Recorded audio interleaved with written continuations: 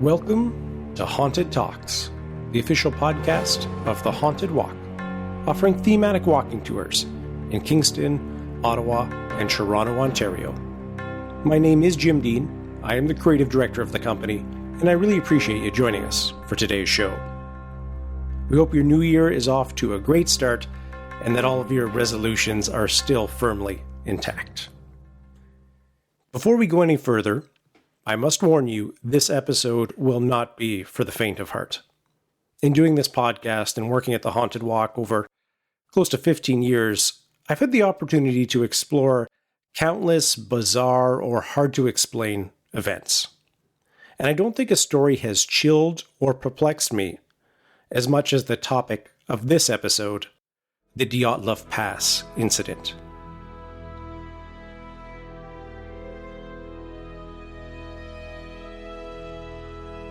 In the middle of a freezing cold Russian night in the Ural Mountains, 9 young, fit, and experienced long-distance cross-country skiers cut their way out of their own tent, fleeing into the dark without jackets and many with bare feet. That night, the temperatures dropped to minus 30 degrees Celsius, minus 22 Fahrenheit. What could possibly explain this course of action? And furthermore, what could possibly explain the inexplicable condition the bodies were found in? Before we get to that, and perhaps on a bit of a lighter note, I did want to mention our regularly scheduled tours do return the first week of February in Kingston, Ottawa, and Toronto. All of the information about our tours can be found on our website, hauntedwalk.com. I also wanted to let you know that we have started hiring in all 3 of our cities for 2017. So if you enjoy the kind of material that we discuss here on the show, or you know someone who is a great storyteller, perhaps someone who has an interest in history or performance, a theater interest, that kind of thing, please do encourage them to apply. Now, our application process is a little different than most businesses in that we do not accept resumes nor cover letters. All you have to do if you want to apply is go to our website, hauntedwalk.com/jobs, fill out the application there, which maybe takes 5-10 minutes, and we will be in touch and follow up and get you in the process to see if you could be one of our next awesome storytellers. So that's hauntedwalk.com/jobs.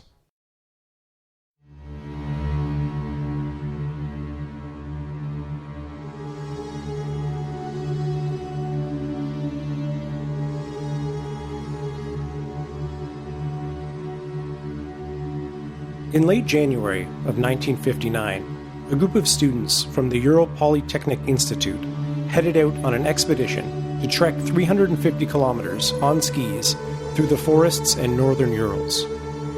The group originally consisted of 10 people, 8 men and 2 women. Most were between the ages of 21 and 24, and all had previous experience with long-distance skiing.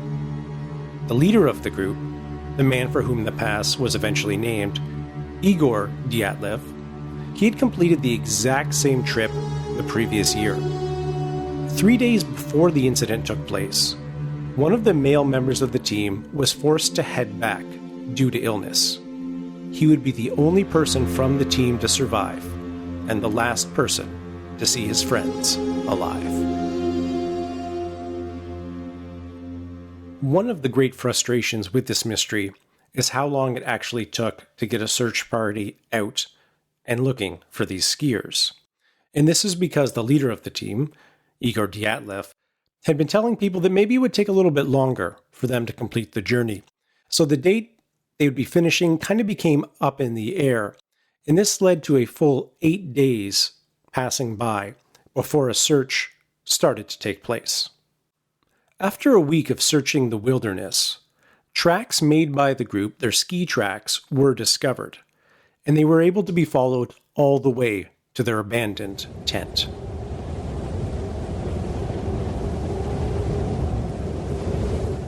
The first irregularity was the location they had chosen for their campsite. It was made near the top of a mountain, known as Dead Mountain, which they were not supposed to be on. Now, I will point out this Mountain of the Dead or Dead Mountain comes from a Mansi name for it, and the Mansi were the native peoples that lived in the area. Now, when they refer to it as Dead Mountain, that may sound quite ominous. But the research seems to indicate that they called it this simply because nothing really grew or lived there. There was no game to be found. There was no reason to go up the mountain. It was a dead mountain. Now, the fact that this was off the route, many believe it was because of the worsening weather conditions they faced on that final day, with snowstorms and really decreased visibility. They somehow lost their direction and deviated west, which put them up near the top of Dead Mountain. When they realized their mistake, likely later in the day, the group decided to stop and set up camp, likely for the night, with their plan to course correct in the morning. The volunteer searcher who found the tent said it was half torn down and covered with snow. It was empty, and all of the group's belongings and shoes had been left behind.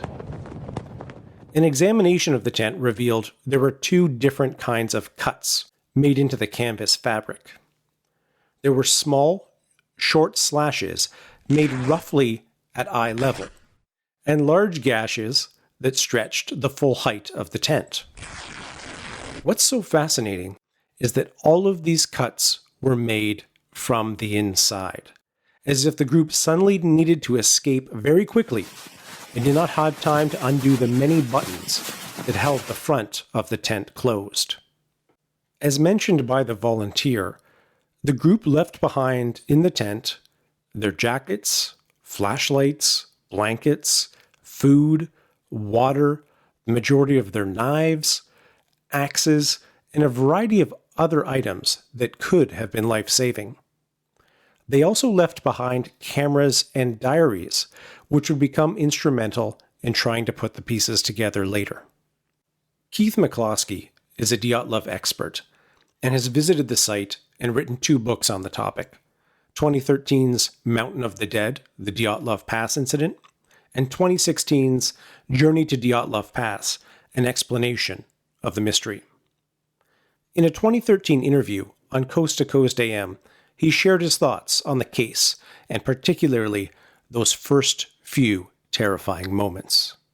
Well, it was the conditions were terrible. The temperatures it was minus 26. I mean, I get cold when it hits freezing, and they've hardly got any protective gear on against that. The snow was up to 1 meter deep. If you're not wearing shoes, or some of them weren't even wearing socks, you're walking around in that, you're not going to last too long. It must have been, whatever it was, must have frightened them to death, literally, that they ran away to their certain deaths, because anybody who was rational enough, they knew what they were doing, in the sense that they were experienced mountaineers or skiers, if you like, and they must have known the effects of what the cold, extreme cold, will do to your body, and they ignored all that inner advice, if you like, and just took their chance. But it's almost like a man throwing himself out of a 20-story burning building. He's almost certainly going to die, but he doesn't want to be burnt by the flames. But it's death whichever way you look at it. Outside of the tent, the searchers found 8 or 9 sets of footprints, left by people who were only wearing socks, a single shoe, or were even barefoot. The single file tracks could be followed, leading down towards the edge of a nearby wood. Only the hikers' footprints were visible. No other kind of footprints were found, and there were no signs of a struggle or people having any difficulty walking.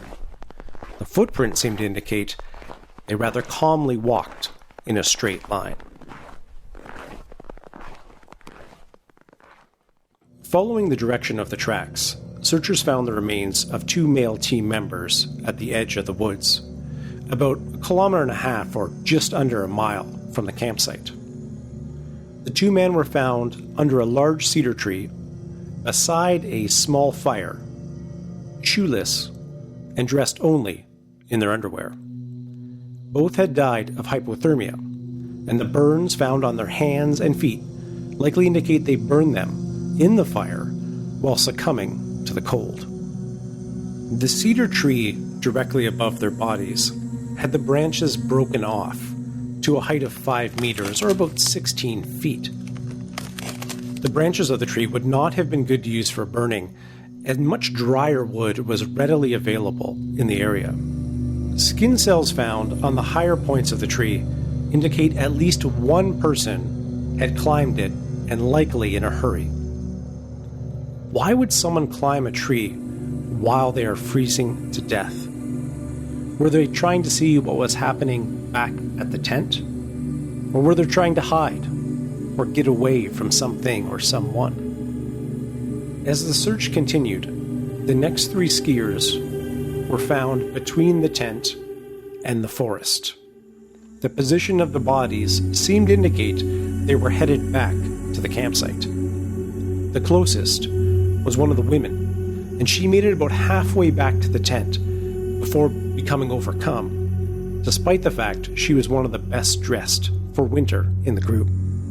She officially died of hypothermia, but had a number of injuries, including a long, bright red bruise, 29 by 6 centimeters, in the lumbar region on the right side of her torso that looks like it would be caused by the strike from a baton. The 2 men found with her had injuries to both of their hands, consistent with hand-to-hand combat. One of the man's jackets was also unbuttoned, which is extremely unusual given they were fighting the cold to stay alive. He had no internal injuries. The other man was much better dressed. However, his skull had a 6-centimeter fracture, and he had significant damage around his temples, which likely would not have killed him, but would have significantly disoriented him and likely sped up the hypothermia. His injury pattern is the reverse of what we would usually expect to see in injuries suffered by a freezing man in the last minutes of his life. It looks as if he repeatedly fell on his face as he was walking, and every time he fell, he managed to hit the sides of his head. This is unusual for a man who was probably in the best shape of anyone in the group. Even a long ski trip could hardly be responsible for this alleged clumsiness. And this man's body was the only one that had ice underneath it. This means that when his body fell, he was relatively still warm, and there was a noticeable heat exchange into the environment. Almost 2 months later, the final 4 members of the team were found. They were discovered by a crudely made shelter in a ravine. They had even covered the ground of the shelter with cedar branches, seemingly in an attempt to give them something to sit on that was not the ice and snow. They were the best dressed of all of the survivors, and it does seem likely they took the clothes off the 2 men found at the cedar tree after they had perished. 3 of the 4 individuals found in the ravine had suffered fatal internal injuries, including broken ribs and skull fractures.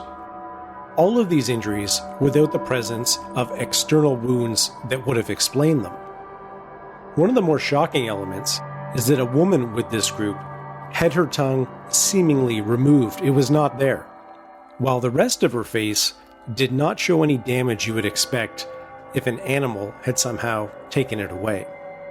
The doctor with the investigation that had examined the remains stated that the injuries of these people could not have been caused by another human being because the force of the blows had been too strong and no soft tissue damage had occurred.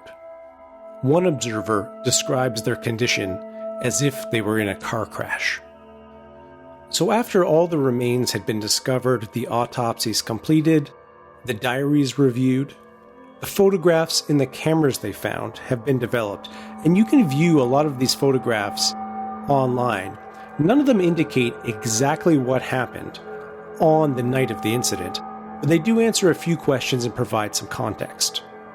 By all accounts, the group was in good spirits and good health the day the attack took place. There's a photo of them building the shelter in the campsite. We know from the examination of the contents of their stomachs that it seems all of the individuals died somewhere around 6 to 8 hours after their last meal. So if we can imagine them eating sometime in the early evening, it's likely the incident started unfolding sometime between 9 p.m. and midnight. Now, what exactly happened in those first few moments that caused such panic that they had to cut their way out of the tent is still a matter of debate, and we'll certainly talk about the theories in a few moments. But it does seem from the short, stabbing kind of cuts in the tent that it's likely they were looking out at something. And at some point they decided they had to flee for their lives. What else could possibly explain why they did not take their coats and jackets and just the basic tools of survival? Again, minus 30 degrees Celsius when they cut themselves out of the tent and go into the dark, a lot of them barefoot and without appropriate clothing and supplies. We can't be entirely sure the order in which the deaths occurred, but we do know, based on the fact that the two men who died by the cedar tree had their clothes reappropriated by the group to try to stay warm, indicates they were likely the first ones to go. And for the three that died on their way back to the tent, it is absolutely perplexing to consider what kept them away from their campsite, their supplies, their jackets, their boots, for 8 hours and had them on literally the edge of death. It was they were walking back up the hill towards the tent. Why did they wait so long before going back?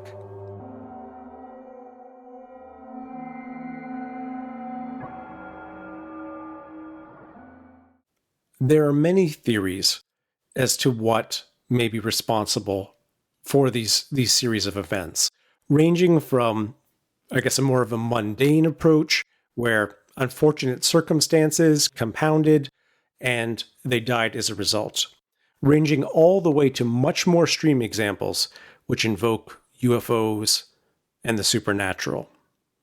We'll try to work our way through some of the theories and see what holds up and what doesn't. What I find so frustrating is that there are none of these that I'm able to put much faith into. One of the most common explanations is that an avalanche occurred. With the group all gathered together in their common tent, they suddenly heard the sound of an avalanche. Or the avalanche occurred, burying them in, and they had to cut their way out. So either they fled from an avalanche or an avalanche had occurred.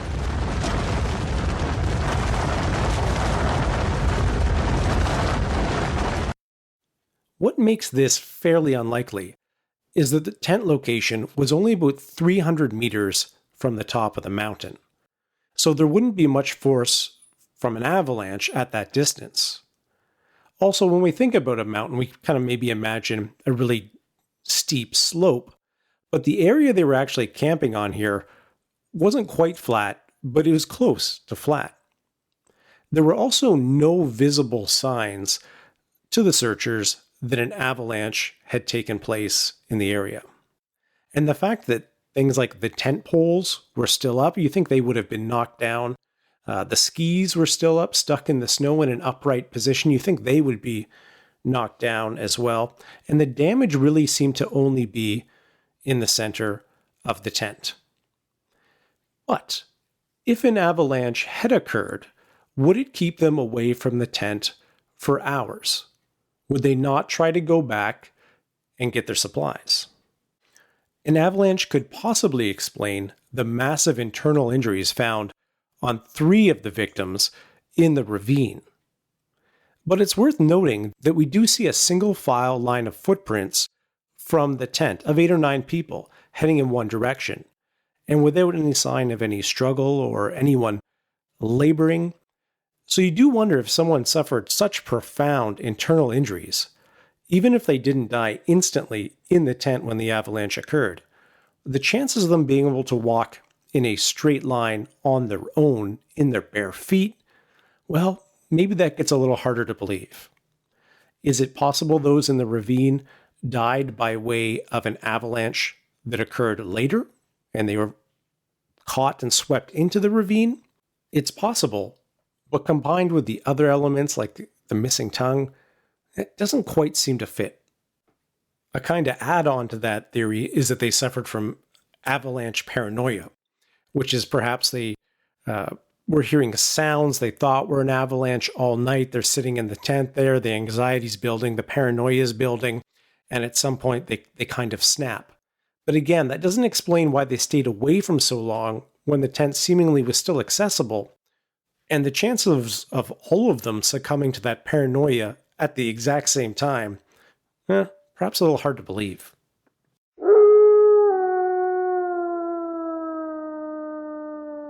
Another obvious line of thought to explore: is it possible this was some type of wild animal attack? Some type of large creature, maybe a pack of wolves? I mean, you can go all the way into the more bizarre, something like a yeti, the abominable snowman, some type of large forest creature not yet discovered. That an animal somehow caused these injuries to the group, or a group of these animals, scared them off in some way. What makes that theory perhaps not overly likely is really the lack of any type of other tracks. No animal tracks were found in the area. And as we mentioned earlier, it's known as Dead Mountain because there's not really any game to be found up there. There were also no bite marks on the body. So if you think there were animals nearby who were hungry and looking for food, and they managed to get one of these humans on the ground, or after one of the humans died, you would expect to see some type of bite marks or scratching or clawing. Also of note is just the numbers. There were 9 humans there, and in the tent with them, they had axes and knives. They had some means to defend themselves, but whatever the threat was, perceived or real, they obviously felt they didn't stand a chance using their basic weapons and their numbers, and still fled.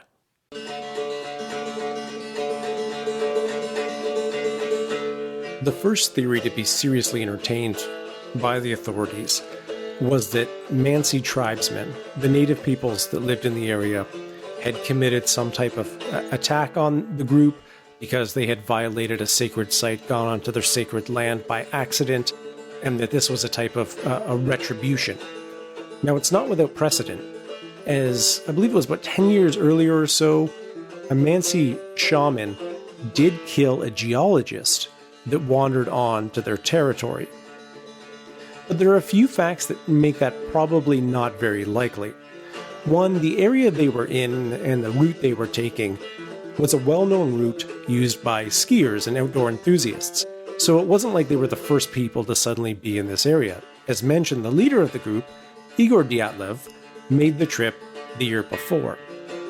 If the Mansi did kill them, it's pretty surprising they would not take all their supplies, the warm clothes, the food. Would they leave that stuff behind? And I guess a more, primal question is, well, why would they do it? Would this perceived transgression be enough to kill 9 people? What further depreciates the Mansi involvement in my mind is that they really did help with the search as well. So perhaps they're playing both sides, but also being an active participant in trying to find the group, I think makes them less likely as being the ones involved.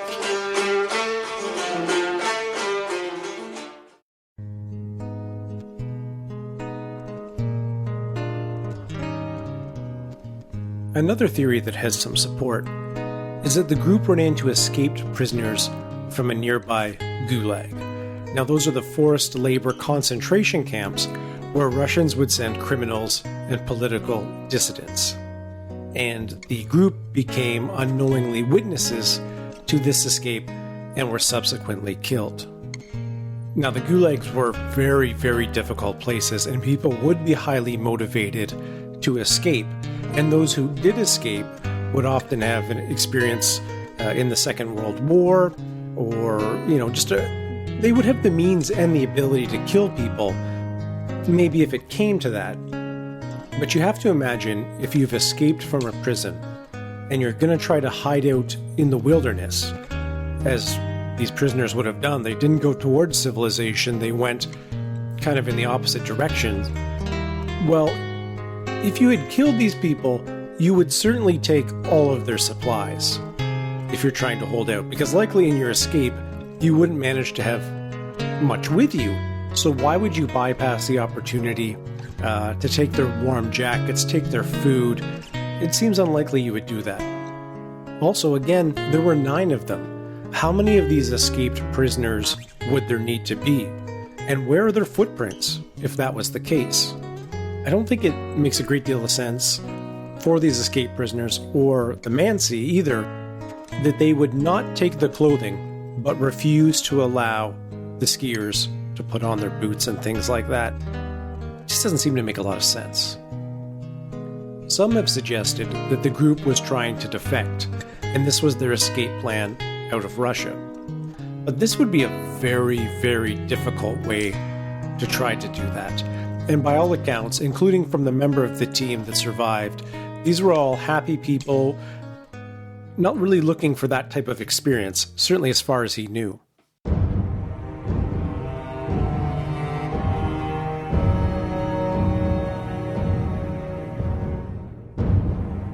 When we've looked at and rejected the mundane explanations to the situation, we do need to broaden our scope.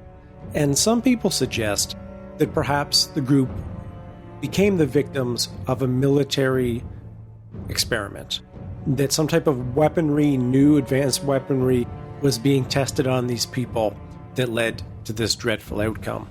And one of the suggestions is that infrasound was used on the group in their tent. Now, if you're not familiar with infrasound, it is a very low frequency sound that we can't hear or only quite hear, that scientists believe does cause a reaction in our nervous system. It can make us feel things like dread, terror, awe. We feel something without knowing why. And some suggest that perhaps some type of infrasound technology was used to create a real sense of agitation inside the tent, causing them to flee. The evidence on whether infrasound actually works is still a bit ongoing. The science maybe isn't quite settled on that, but let's assume that it is. To create this reaction within 9 people in this space would take significant technology and just significant size of that technology. One expert describes you'd need about a 40-foot apparatus to even attempt this if they had the technology at that time. And the only way to get equipment that large up onto the mountain would be by helicopter, which would be expensive and complicated. And furthermore, nothing like that has been found in the area or any type of indication that large machinery was present. Now, it's certainly possible there was some weaponry that could produce the paranoia in the group, that could cause the massive internal injuries we see of 3 of the 4 who were in the ravine, and startle the group or cause them to be in fear of their lives that they don't go back for their vital supplies. Certainly that's all possible. Hard to speculate on it because we have no idea what types of technology may or may not have been used. There's just not a lot of physical evidence to back that up. But there are a few very interesting facts around the investigation that might give us pause. Is it possible that the group stumbled upon a military experiment, died intentionally or unintentionally, and then the military attempted to cover it up? I'll let Keith McCloskey explain some of the very intriguing evidence he found around this topic.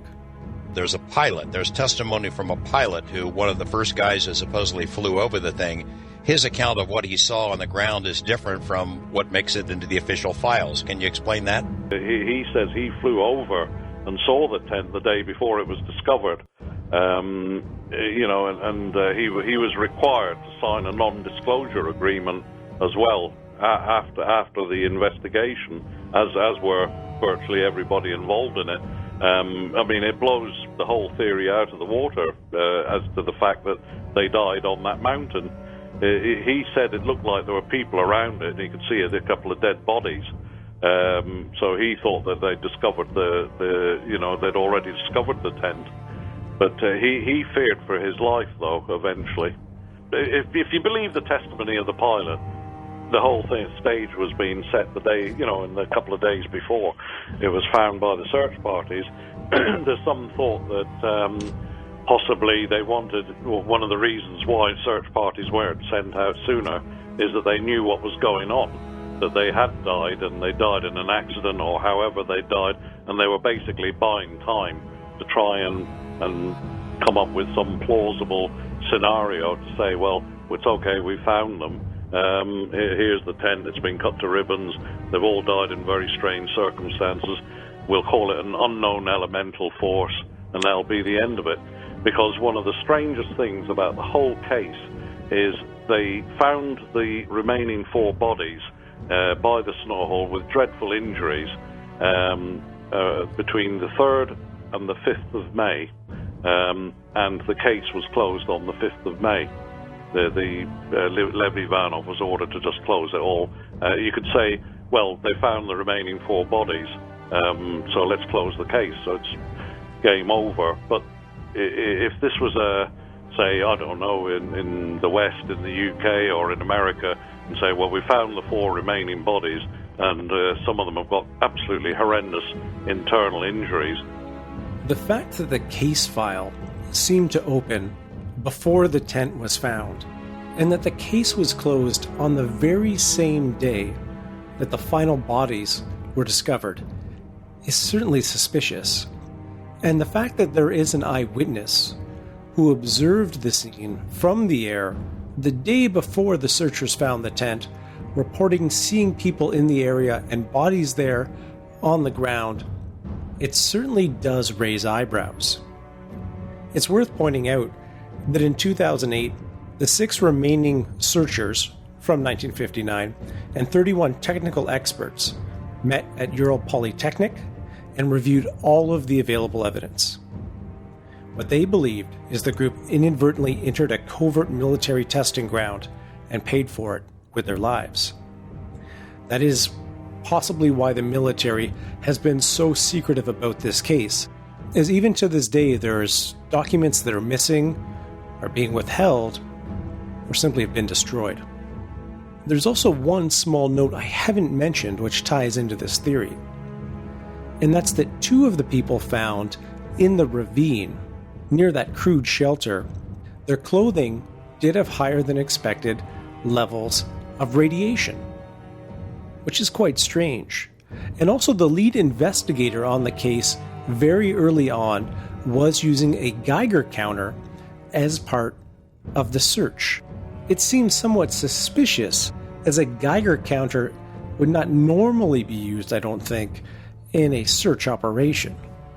In his final interview, the surviving member of the group also points out a very strange item that was found in the tent, called an obmotki, or something to that effect. It's a wide piece of clothing that is typically wrapped around feet or legs to keep them warm. They have a very distinct shape and are made from a particular material. They were widely used among soldiers in the 40s and 50s, and later by the prisoners of Stalin's concentration camps. Nobody knows how this item of clothing got there and in the tent. The existence of this item was noticed in a photograph that was taken. But the evidence itself, that piece of clothing, has since gone missing and has disappeared from the evidence room. The only survivor also says there were a pair of glasses and skis in some of those final photos that did not belong to anyone in the group. Is it possible he has made a mistake? He does not remember, talking about 30, 40 years ago when he gave this interview, and they did in fact belong to someone in the group and he just was not aware or did not remember. I mean, that's certainly a possibility. It's also a possibility somebody else was in that tent. Could the military have arrived before the search party, or could they have moved the bodies to that site? What prevents me from really embracing this theory is that if the military was trying to keep something secret, why would they move the remains or leave the remains with such conspicuous injuries and positioning? Anyone who found those bodies would quickly come upon the mystery of what happened to them. So if they were trying to be discreet, you think they may have taken another course of action. Perhaps they were hoping the snow would just eventually cover them and they would be lost. But they must have also considered people would be looking for them. And to kind of leave them the way they did, if that's what happened, indicates either real sloppiness, a desire to hide the truth by making the situation so confusing and complex, or perhaps they weren't involved at all.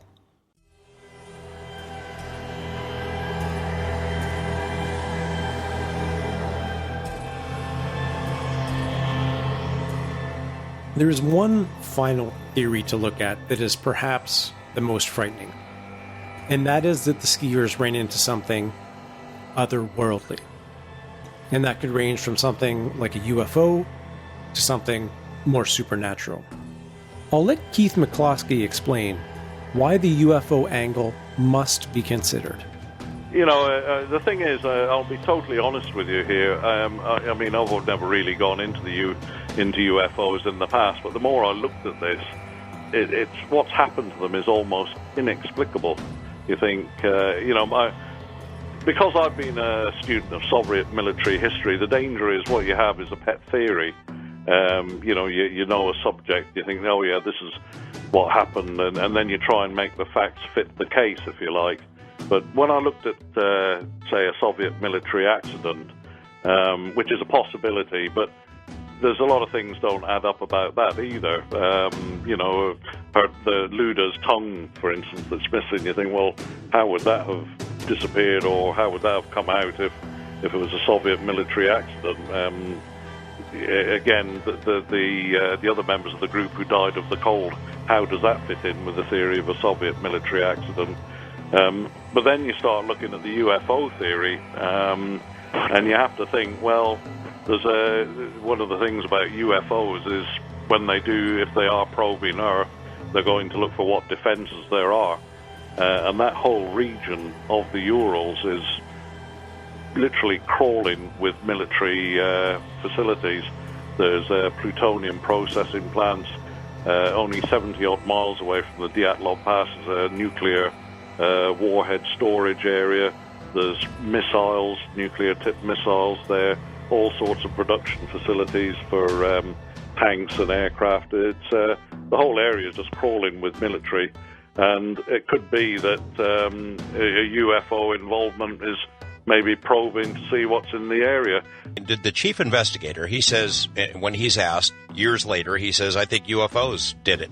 Did he explain? Yeah. Did he explain any further than that? Well, when they were investigating, there's two aspects to that. One is the light orbs. There was light orbs seen over the area on the night they died. Nobody can explain what these orbs are. People say they were rockets. Well, they weren't rockets because the only rockets they could have been was ICBMs, and there weren't any launches of ICBMs on around that date. Furthermore, it's hundreds of miles from the missile lanes. All those types of rockets were launched from much further south at the Cosmodrome at Baikonur, and they all went east to the Kamchatka Peninsula. They didn't go anywhere near the Urals, so it's not rockets. Some people say, well, it could be meteorological phenomena, but nobody's been able to explain what meteorological phenomena.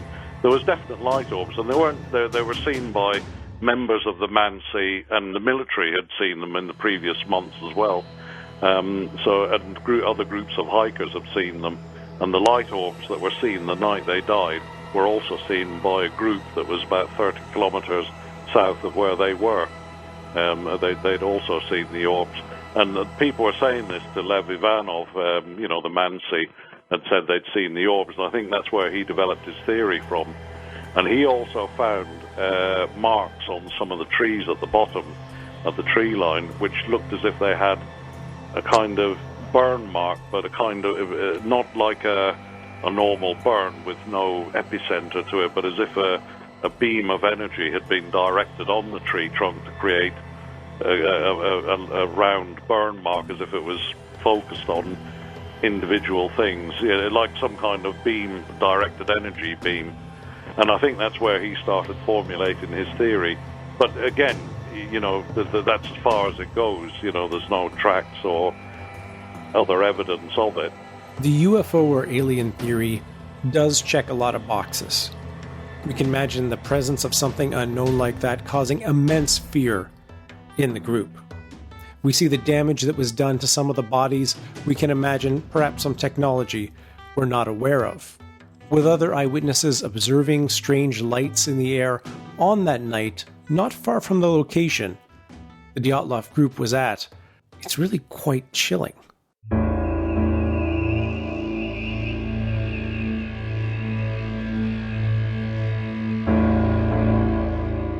If not aliens, could it be some supernatural force? A ghost? A demon? Some type of thing like that? Well, certainly that's a possibility as well when we see the fear and kind of the physical damage and the actions, particularly not returning back to the tent for some reason, to the point they died. Maybe some type of phenomena that occurred directly inside their tent that they fled from. It's possible.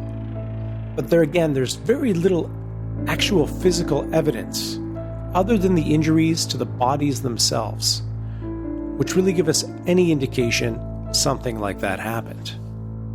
If I had to give you my personal theory on it, I'm not even sure which one I'd go with. The fact they didn't take their clothing is so bizarre. The fact they calmly walked in a straight line from the tent, starting down the mountain. Why would they do that? Were they possibly like prisoners held at gunpoint? But if that's the case, where are the tracks? Why are the injuries where they are? Why are the supplies still left in the tent? The thought of one of the members scrambling up that big cedar tree where the two undressed men were found.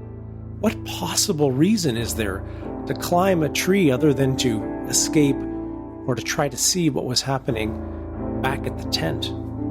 Is it possible this was all a series of unfortunate events, perhaps involving an avalanche, perhaps involving the group getting lost or disoriented in the dark?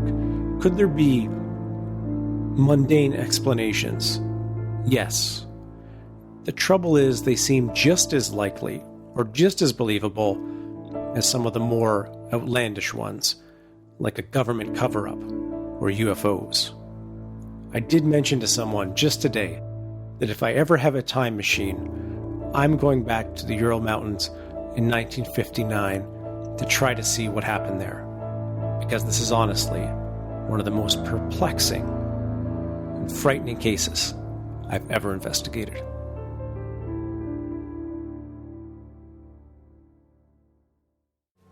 For those of you interested in the case, there's a lot more information here that I simply didn't have time to go into. There are a lot more weird things, a lot more evidence that could be considered.